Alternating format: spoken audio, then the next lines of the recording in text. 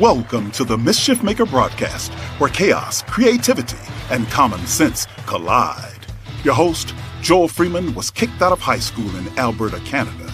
He left home at 17 and hitchhiked around North America as a long-haired hippie and dope-smoking fool. He made a 180-degree change, becoming one of the first chaplains in the history of the NBA. As a professional speaker, Joel has traveled to well over 55 countries. His many books have been published in 28 foreign translations. Pieces from his Black History collection have been seen by millions at the United Nations and many other venues. And now, the Chief Mischief Maker himself, Dr. Joel A. Freeman. Hey guys, it's Baby Joel here. Hey, I have a question for everyone in law enforcement out there. If I refuse to take a nap, is that resisting arrest? There he goes again, that Baby Joel. He just knows how to talk at that age and think and all the rest. What a show tonight. I'm going to explain the QR code above in a few moments. But a good friend of mine, when he speaks, he opens up with this statement. And I'm going to kind of hitchhike off what he says. He's been on the show here before. His name is Daryl Colbert. But he says this. He says, you know, we all have different personalities. We come from different backgrounds. We have different emotional pain thresholds, different identities, different education, maybe different ethnicities. But he says, one thing we have in common, we're all one decision away from saying something or doing something that could cost us everything. I want you to think about that. We're all one decision away, or one thing saying something that could cost us everything. We've heard and seen stories happen with politicians, religious leaders, all kinds of individuals that have kind of thrown everything down the toilet and had so many things going for them. And it kind of gives us pause. So today, whenever you're watching this, I have a friend of mine. His name is Greg Rogers. He lives in Baltimore, and we're going to talk about his childhood, his identity, his early influences. Where we're going to get into his rise to the NFL and the pressures of opportunity in the NFL. And then we're going to talk about his descent into addiction and choices and consequences. And then hitting bottom, but not rock bottom. Hitting bottom again, but not rock bottom. Hitting bottom again. And then the whole idea of the turning point, the people he burned along the way, the institutions he burned along the way. In fact, if we had a title for this show, it could be called Repairing Burnt Out Bridges. And so if you are someone who has burned bridges, you want to lean in. If you're someone who's been burnt by someone else, you might want to lean in a little extra. Because we have someone with us today that is now the toast of Baltimore in terms of the mental health community and finding people. His bucket list is to find someone sitting on a bucket who has nothing left and is either very close or at rock bottom, because not all bottoms are at the bottom. And so Greg Rogers, he's going to be with us in a little bit, but I want to play a song. It's a song that I wrote. You've heard it before if you've been someone who's been with us in the show. And before I play the song, I want to talk about the QR code. This is a way for you to find out what is a mischief maker. There's a definition there. It's a link tree also. But it's how you can be, whether you're in Japan, Australia, Belgium, Germany, UK, Canada, United States, wherever you are, wherever you're watching this. You too can become a mischief maker in your part of the world. And the goal is to create a vibe, a desire for people to become mischief makers. I'm not going to tell you what the definition is. You got to go to the QR code above. But also you can meet all of our other guests. This is show number 42, I think, if my memory serves me correctly. And we welcome you. Also, if you're watching this live, I got something for you. You can participate. You can get your fingers going and you can type in your questions, and we will stop the show. If it's germane to what we're talking about, we'll read what you have to ask or what you have to say, and please include where you're watching and what part of the world you're watching in, so we can celebrate with you this way of spanning time and space to connect with each other. So I'm here in Studio B. You've seen Studio A, and well, today we're going to listen to a song. It's called Selfaholics Anonymous. Listen closely to the words, the lyrics, and then in the music, and we might unpack some of these lyrics before we're done. Mel, let's go with it.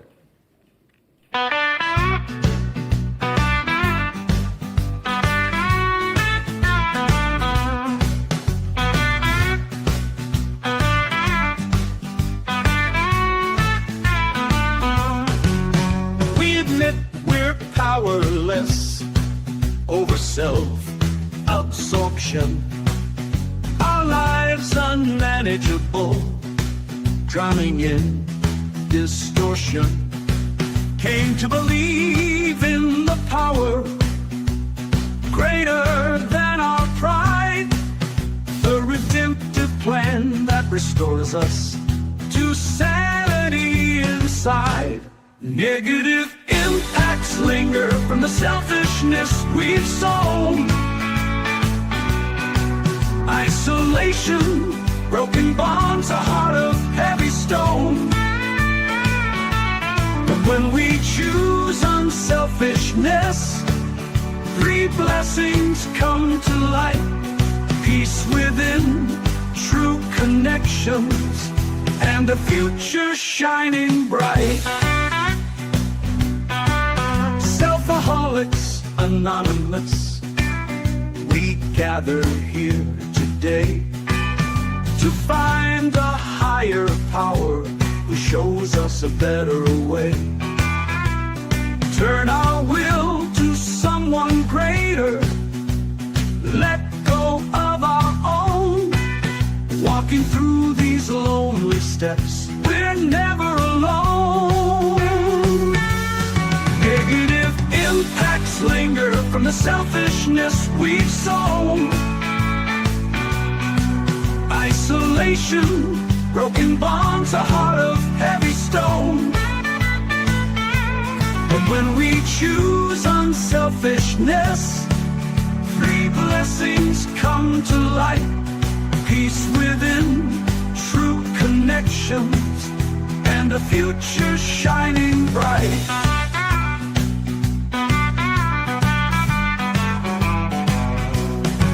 A searching moral inventory of our private fears, facing every selfish act with repentance and tears.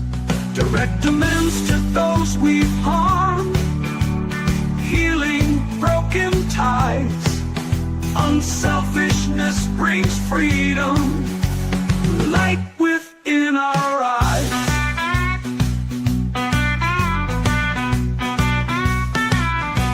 So let's continue seeking a life beyond our needs. Unselfishness, a journey planting humble seeds. Together we'll discover the beauty of this path. Selfaholics Anonymous, reclaiming what we lack. What we lack, reclaiming what we lack.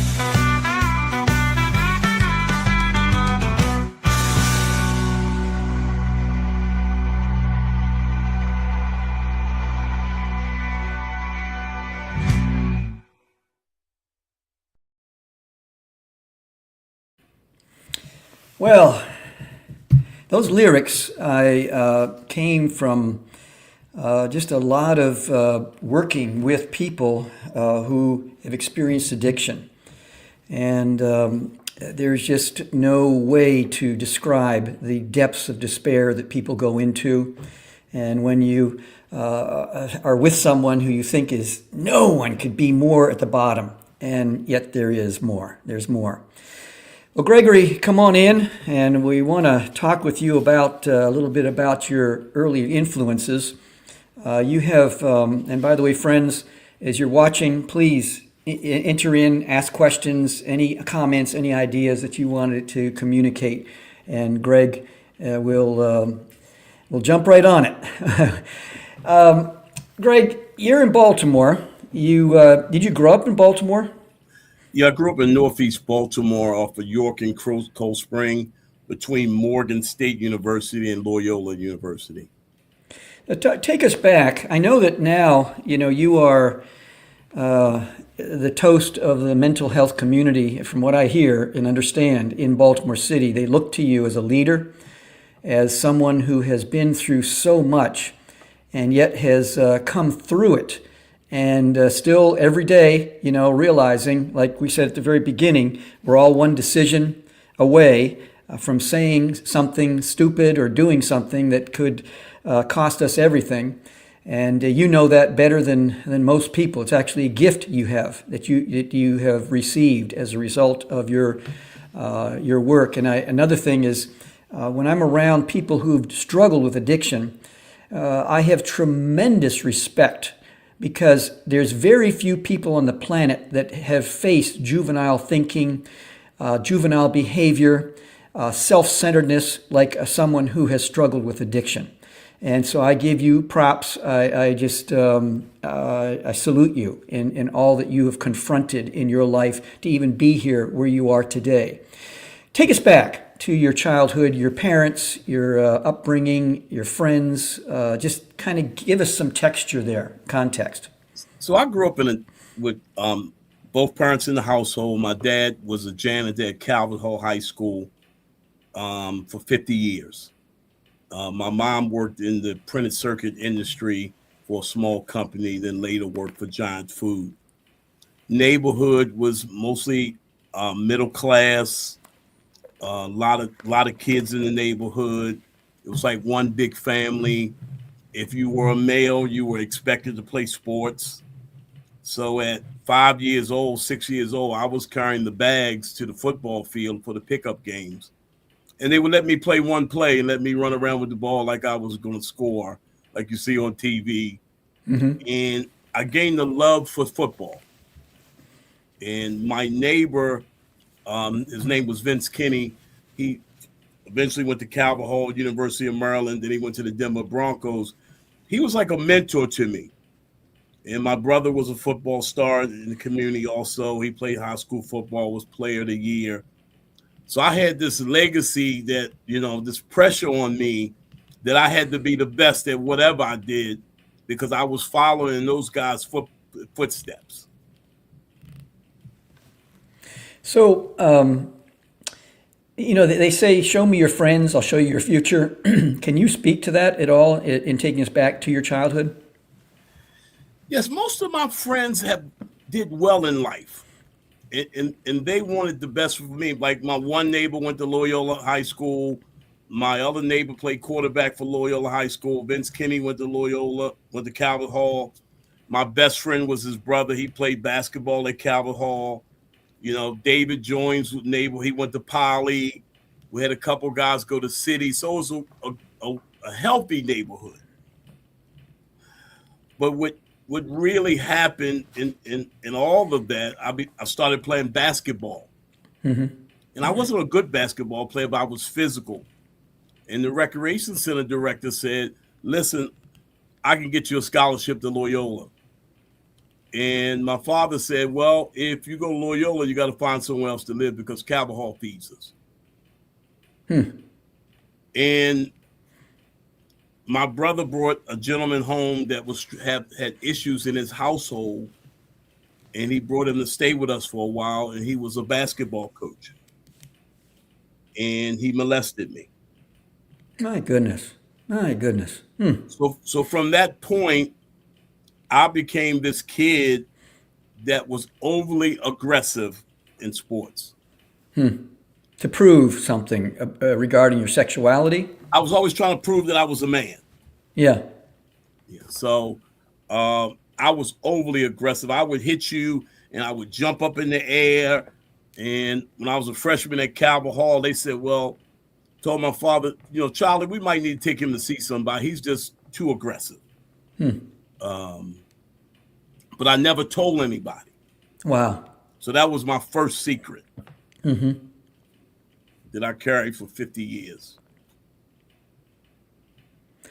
What, now, as you look back, what were the warning signs that you saw, both internally and externally, that things might not go the way that people might expect of you in the athletic realm and otherwise?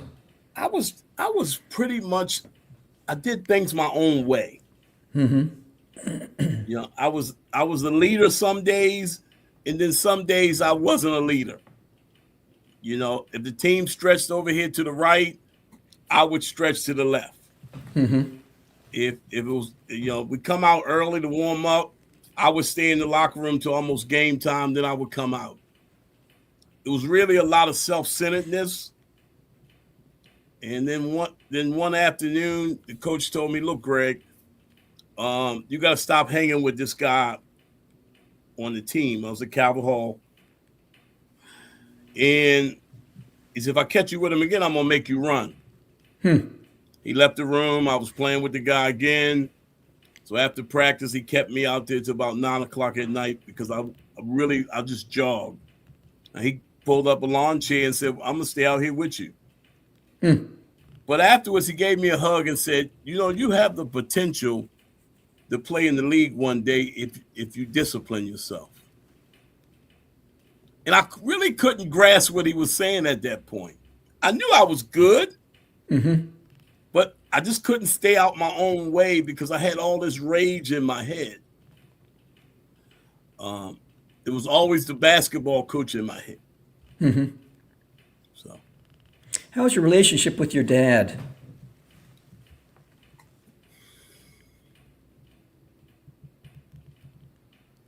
We struggled.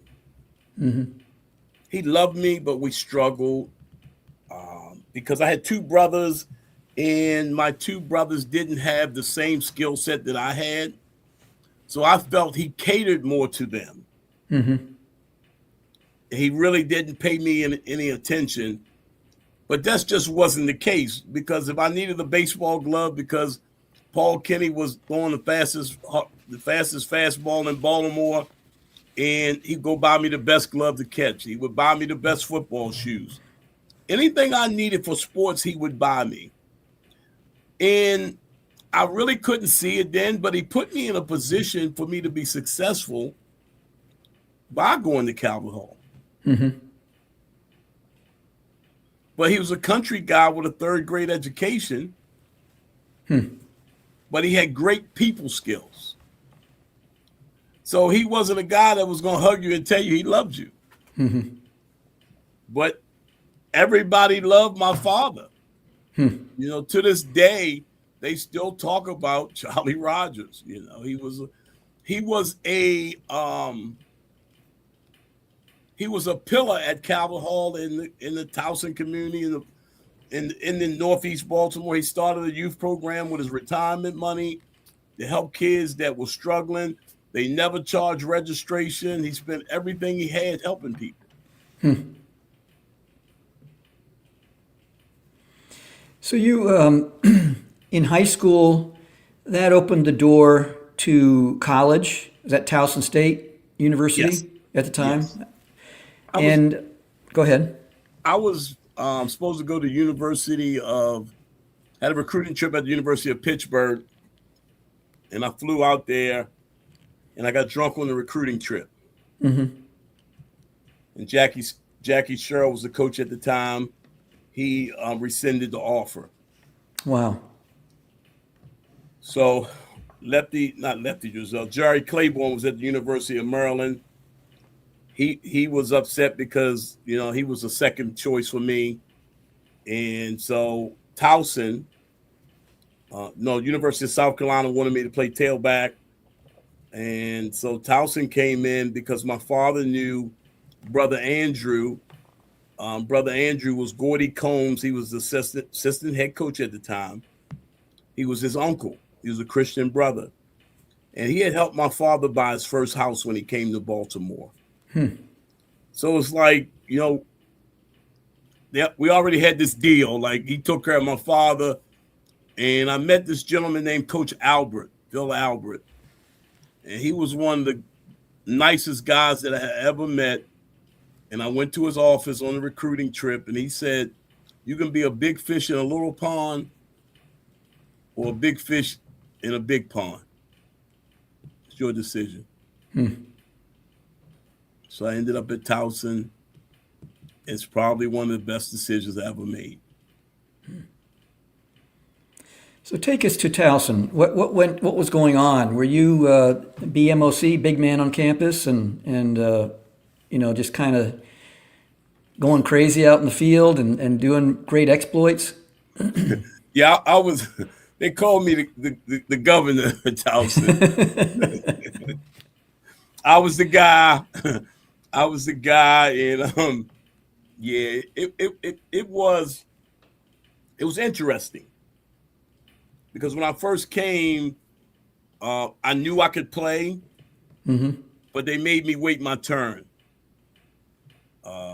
First time I touched the ball, I ran 75 yards, and the guy who started before me, they used to tape him up every game, but he was a senior, and I just had to wait. And Sean Landetta, the punter for the New York Giants, he was punting for us at Towson. And he took me under his wing, and he said to me, every time that I punt the football and you're on special teams, the National Football League is looking at you. Wow, so that's prescient. Wow. So my sophomore year, you know, I started getting letters from the National Football League. And then Bobby Beffert's two sons transferred to Towson. He was the general manager for the Washington Redskins at the time. So he was at every football game. And he was watching you. Yes. And he would send messages through his sons.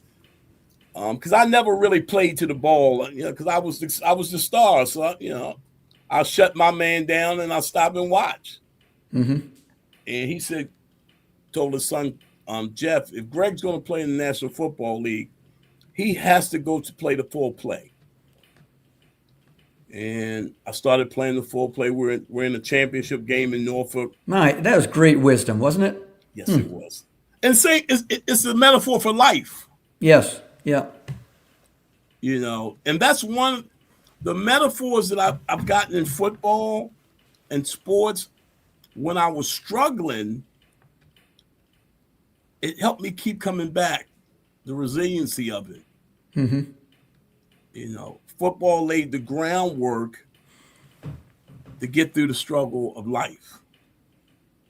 And I could escape with football.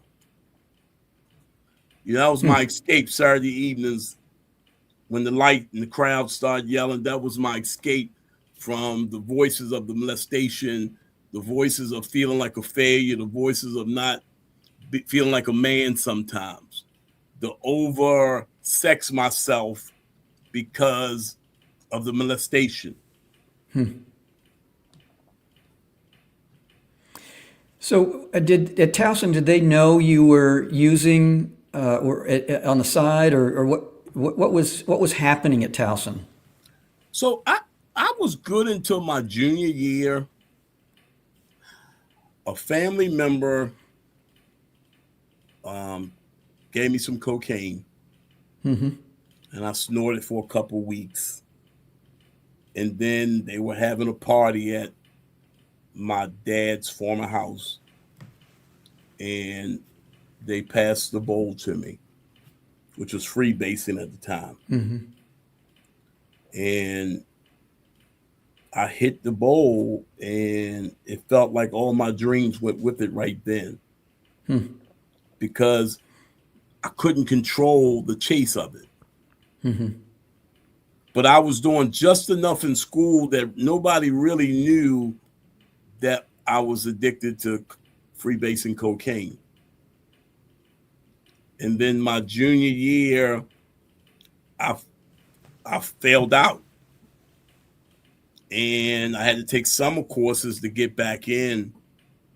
And I barely passed the summer courses. And I never forget the day that I passed the course. I had to go to summer camp. They gave my equipment, and they had like 10 NFL scouts out on the field. And they came to watch practice. I was always good. But it was something, once I took the free base, the hit of the free base, it controlled everything. Even though I went through my senior year as one of the top cornerbacks in Division II, I think I was ranked in the country probably 52 amongst cornerbacks in the NFL through Mel Kiper. So I still could hold it together, but it was really starting to unravel. I was falsely accused of a sexual assault on campus, and it really started to unravel. I had to go through that shame and guilt, knowing I wasn't guilty, but I was in the wrong place at the wrong time. The decisions. Yes. So now I have all that on me, and I'm supposed to go to the NFL. And then the coach tells, the weightlifting coach tells the NFL scouts he's lazy. He don't want to come to the weight room. So that's not the kind of endorsement you want to have anyone say about you if you're going to the NFL, right? No. Or any big sport. Instead of being a third-round pick, Bobby Beathard and Mr. George Young made a deal with each other. Mr. Young wanted me because he knew my dad. He was a Calvert Hall guy, city guy. He wanted to take me in the 7th round, and Mr. Beathard said he wanted me. And so him and Mr. Beathard made a deal, and I had Tony Agnon as an agent and end up signing as a free agent with the Washington Redskins. So bring us into the first days with the Redskins and what was beginning to happen there internally and externally. The first day they flew me from BWI to DC, which was insane. So they flew me over, they picked me up, and they bring me in, and they said, Darryl Green, this is the guy that's going to take your spot. Now, that's unheard of. Darryl was just a guy. Yeah. And he was really pleasant. He was a Christian. And he had these morals and values, and he would help you with anything. Yes. And he said, you're going to be okay. And so went to mini camp. And during mini camp, the scouts would come around, and they would say, I want you to see the coach. I want you to see the coach. Because they were setting you up. What they did was the people they thought had the potential to make the team, they kept us over to train. They put us in a hotel so we could train before summer camp, catch up to speed. So I was one of the guys selected. And, my ego said I had arrived. I was the guy in Baltimore. Everybody was hailing Gregory Rogers, Calvert Hall, going to the Redskins. I get there.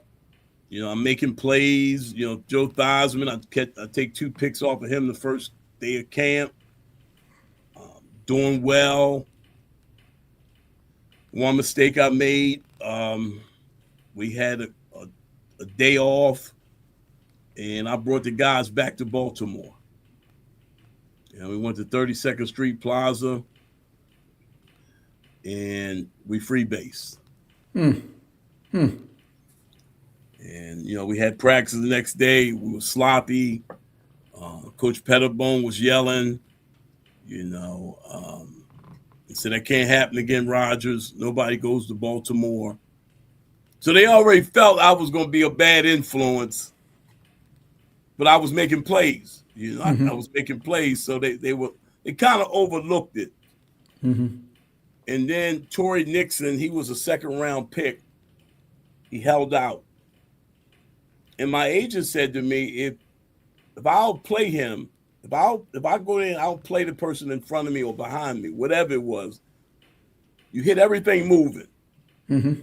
One practice, I hit Art Monk, and they stopped practice and said, get off the field. You don't hit him. He caught 80 balls last year. Wow. They had a conversation with me. They said, Rogers, we know you're aggressive. We know you want to make the team, but you can't hit him. So Torrey Nixon comes in, and I went from playing nickelback to just watching practice. And he was below average to me. So we had a scrimmage, and they ran a counter tray. I read it, knocked the guy out. Next meeting, Joe Gibbs says, the little cornerback from Towson made a good hit tonight. Now, he knew. I just had breakfast with him that morning. He knew my name. But what he was saying was, look, we're not keeping you. Wow. Did you felt that at that moment?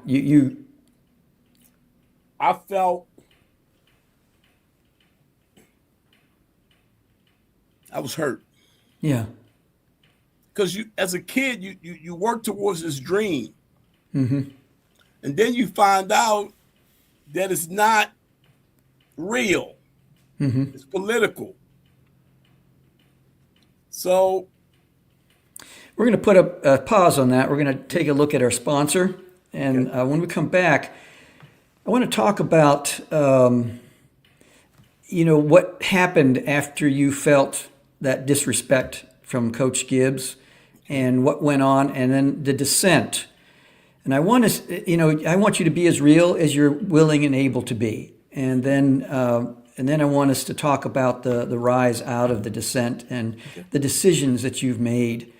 So let's go to, I think I've got something about Winston Churchill. I think that's what I'm told. Hello, I'm Winston Churchill with a dreadful British accent. Back when I was Home Secretary, Jack Johnson fought a match in London. Order Jack Johnson Speaks to hear his real voice. What crazy magic are these QR codes anyway? Order it. 20,000 showed for a fight that was promising. July 4th would go down as timeless. To talk about it, I'd be honored. But why listen to me when you can hear it straight from Jack Johnson, the 15th round right now in his own voice. Welcome to the fight of the century. In this corner, we have... So this is a publication I put together called Jack Johnson Speaks. And in here you can hear his voice. I'm not going to go into a lot of details about that, but if you go to the QR code, you can learn more about. I think it's the second on the link tree. And also I developed this. This is a championship belt for Jack Johnson I designed.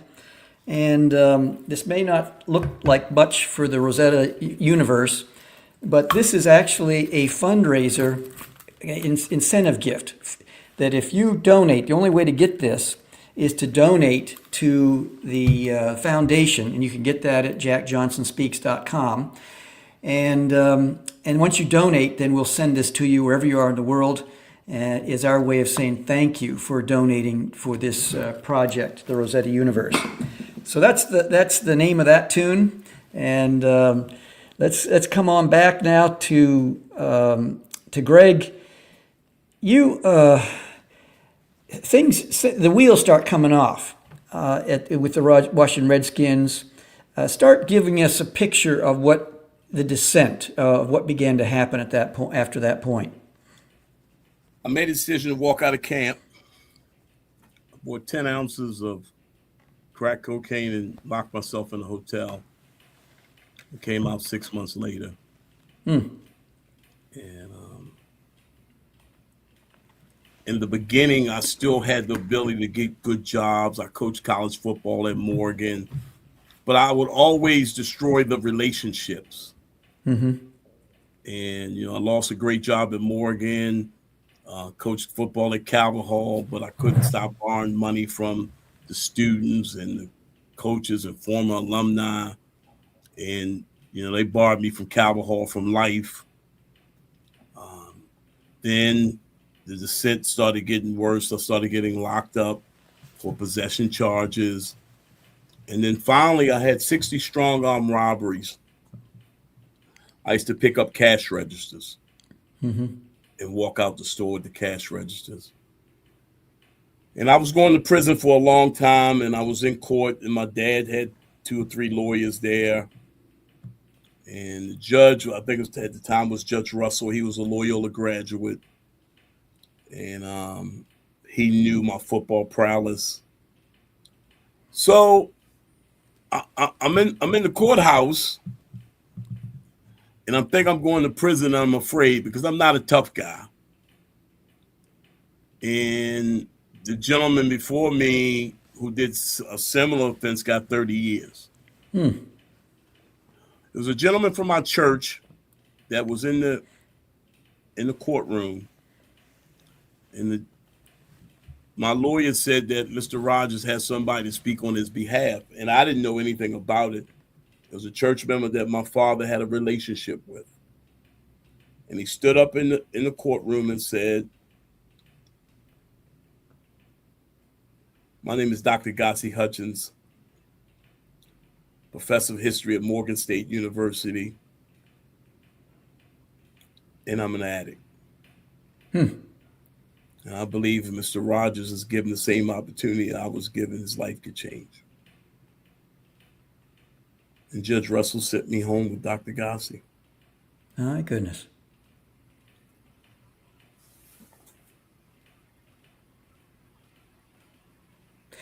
Did he become your sponsor? No, he didn't become my sponsor, but he became a close mentor. So the next morning, he picks me up. He calls me at 5 o'clock and says, "Greg, are you ready to go?" I said, "Go where?" He said, "We're going to a 12-step meeting." He takes me to the meeting. All these old guys, they were smoking cigarettes in the meeting then. It was an AA meeting. And he's the secretary, the chairperson. He says, "We got a special guest today. Just got out of Baltimore County Detention Center. Couldn't stop smoking crack, walked out of professional football. And Greg gonna tell his story."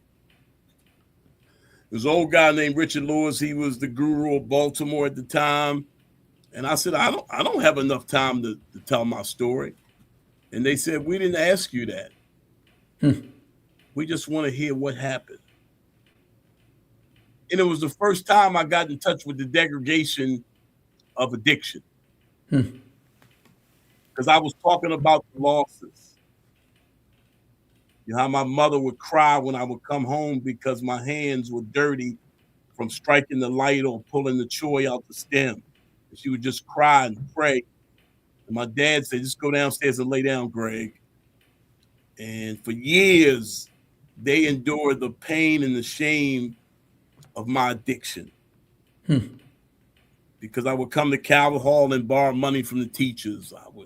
I would knock on their doors in the community. I would steal from them. The disease of addiction had such a tight hold on me. And every time I went to 55 treatment centers, and every time I thought I would get a reprieve, I would never tell the whole story. I would never talk about the molestation. I would give you everything but that, and it always was churning in my head that the shame of it. So I just kept using. And I just couldn't catch a break. I go to upstate New York for a while. I went to Florida. And then When I got back from Florida, my father sent me a bus ticket. And I didn't realize that he was dying because he needed a kidney. And I called this guy in a 12-step program who I didn't really like him because he told me I was arrogant one time. And his name was Thomas. He was a big guy in Baltimore, spoke all over the country. And he said, I'll take you. I said, I need 90 days so I can give my father a kidney. He said, I'll take you to meetings every day for 90 days. And he took me to meetings. And I was able to give my father a kidney. How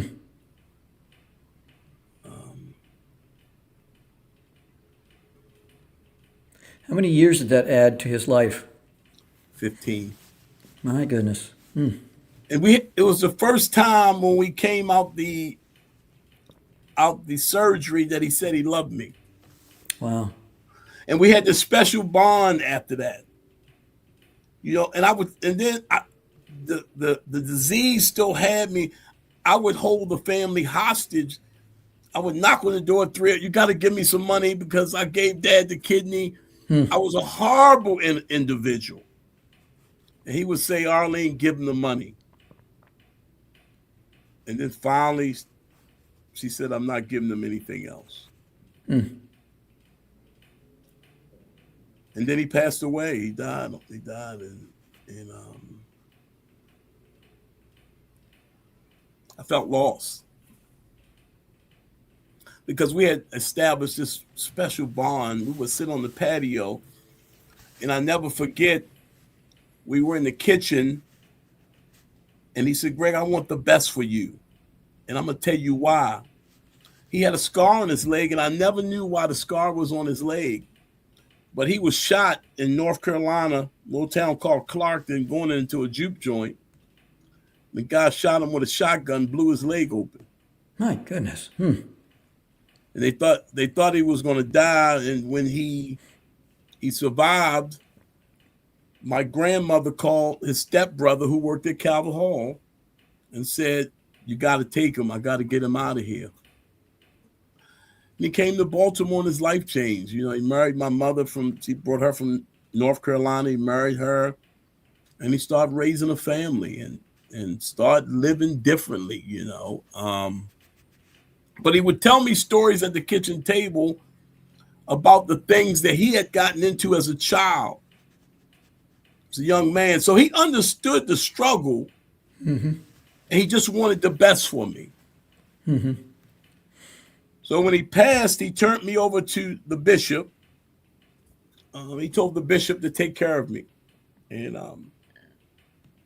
to this day, we talk every day. The bishop's 93 years old. We talk every day. When he travels, I go with him. But he's been a father figure to me. I never really understood grief, though. Unpack that.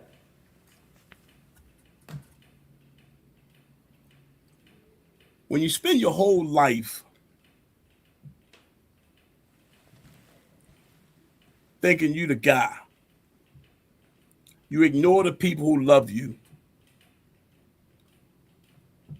And I didn't get a chance to say goodbye to him. Because that night I was using and they kept calling me. I could not get there. I just couldn't get there.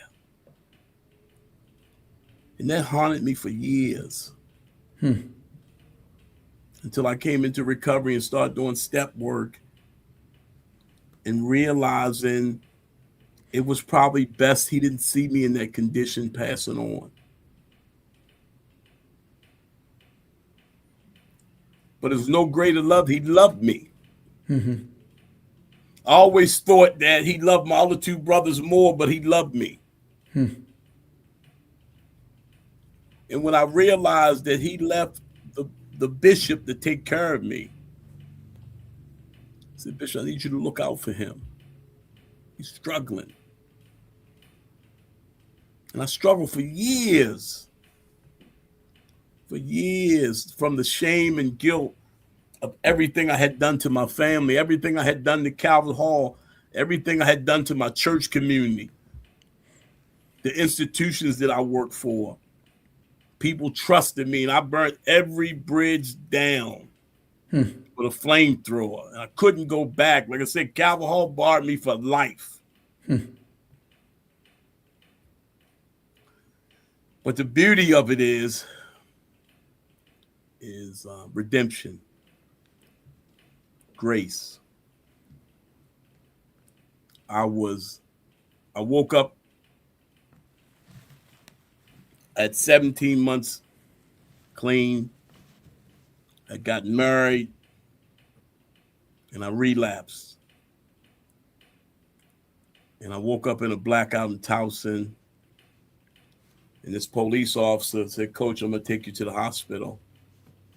And they took me to St. Joseph in Towson. And they put me in the psych ward. And I was there 2 days and I wanted to leave. And they called security. And I said, "It's not going to go easy on you guys." And the nurse had the injection.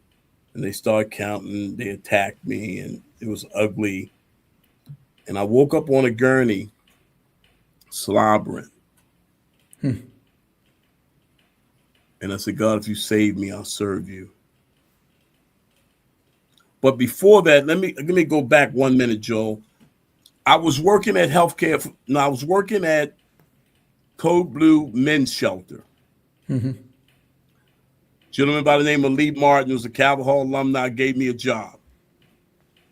And I was good at what I do working with the men. It was like, if you know anything about the riots in Penn North, that's what the shelter was when I got there. I'm back. So I'm working with the men, and one night a gentleman rubs up behind me sexually and almost kill him.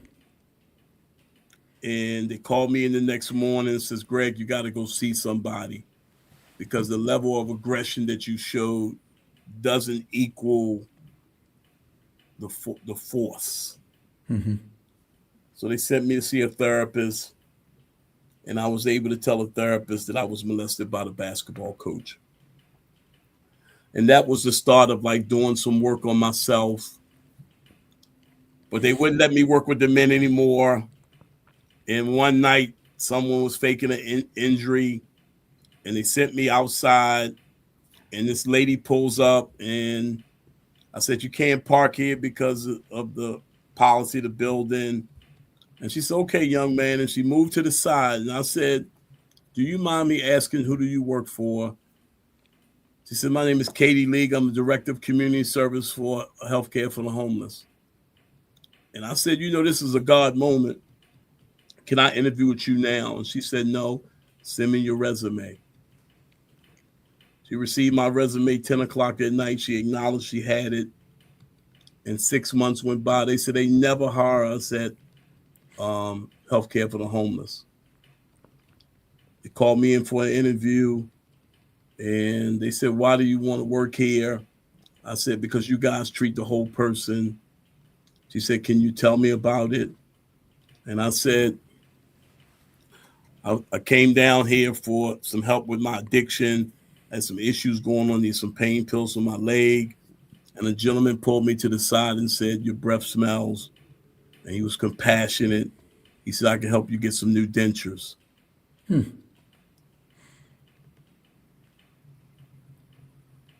she said, "Is there anything else?" I said, "I've been using drugs for 35 years and I'm clean today." She said, "Okay, is there anything else?" I said, "I had 60 strong arm robberies on my record." She said, "Is there anything else?" I said, I was falsely accused of sexual assault by a white female in college. She said, "Greg, is there anything else?" And I said, "No." And they didn't give me the outreach job. 6 months go by and they called me back in, said, "Greg, we created a job for you." Really? Wow. It's a community health worker. So they gave me a desk and a little computer, and she trained me, and I became one of the best in the country, helping people, working for healthcare for the homeless. Was featured in the Museum of Art with an exhibit, Baltimore Museum of Art. It's called More Than Conquerors. But that whole process of telling her is a God moment, and she became a mentor to me. So it always looked like when it was completely dark, when I was going to lose everything, I would be shown favor. So after I got out of the hospital, my wife dropped the bag in the middle of the floor, and I didn't think I had a marriage anymore. I went to treatment at this famous place, Ashley Treatment Center, where they treat the movie stars and all that good stuff. And they weren't going to let me in because they said I was violent. And the head doctor, named Dr. Greg, said we're going to give him an opportunity. And when I was at the facility, I didn't talk for 2 weeks. I had been to 55 treatment centers. It was nothing for me to say. And a gentleman pulled me to the side. He said, you got to talk about the secret. For some reason you're not sharing in group. It's something that you need to say. And I said, the counselor looks like the lady who falsely accused me of sexual assault. Monday morning, I want you to go to group. I want you to say that. When my turn came, and I said, you look like the lady who falsely accused me of sexual assault. They stopped the group. They took me to the head clinician. They took her to see somebody. And they said, Greg, we're proud of you. Because you finally gave us something to work with. We knew it was something inside that you were struggling with, but we couldn't pull it out you. We needed you to tell us. And that really started my journey to recovery, because I realized if I told the secret or what was going on in my head, I could stay clean. So this guy, who I really was so much different than me, he was a drummer for Teddy Pendergrass. He said he would sponsor me, but he understood the yell of the crowd. How intoxicating. The cheer. Yes. Cheers. I think every time I would pull the stem, I was trying to get the cheer again. I was reliving the moment of running out the tunnel in the stadium. And then it started to fade away. I couldn't hear it anymore. And he had that same experience playing for Teddy Pendergrass. So we started going to the Dunkin' Donuts and doing step work. And I could see my life starting to unfold. I became a different person. I started looking differently. I started acting different. I carried myself different. The shame and guilt wasn't killing me. And then I was in my third step. I thought I had finally made a decision to turn my will and my life over. And I got a call that Billy, who was the basketball coach, had OD'd, and he was at University of Maryland. And I said, I'm going to go pull the plug on him. And a friend of mine, David, who's a church guy, he's a 12-step guy, but he's a solid man. And we talk every morning. And the ironic thing about Dave, and he's still an every morning guy for me, they said, don't mess with Greg. He'll use in a heartbeat. And Dave said, nope, that's not my experience. I'm going to work with him. And we would talk every morning. He says, Greg, I just need you to catch the bus down to University of Maryland. I was down on Falls Way and I had to go down the Fayette Street down to the main hospital. And I went down there and I walked in and I said, Billy, I wish you peace on your journey. And a tear came down his eye. He's on a respirator. And I walked out. And I never looked back from that point. And my recovery just took off. Wow. Yeah. It just took off. They started calling me to speak at different places, and they wanted to hear what I had to say. And for 30 years, I went to meetings and couldn't say anything. And then finally, it was my first year anniversary, and they almost had to close the room down. People came from all different states, everywhere, because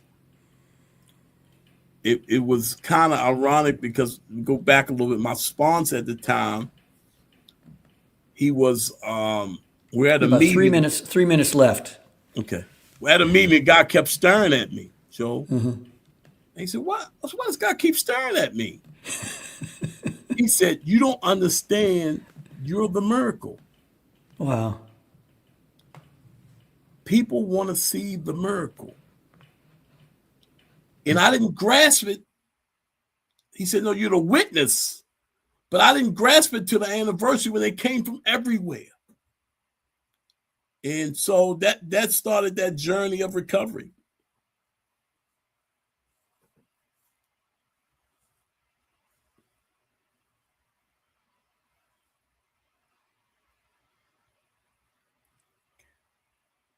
Can't hear you, Joe.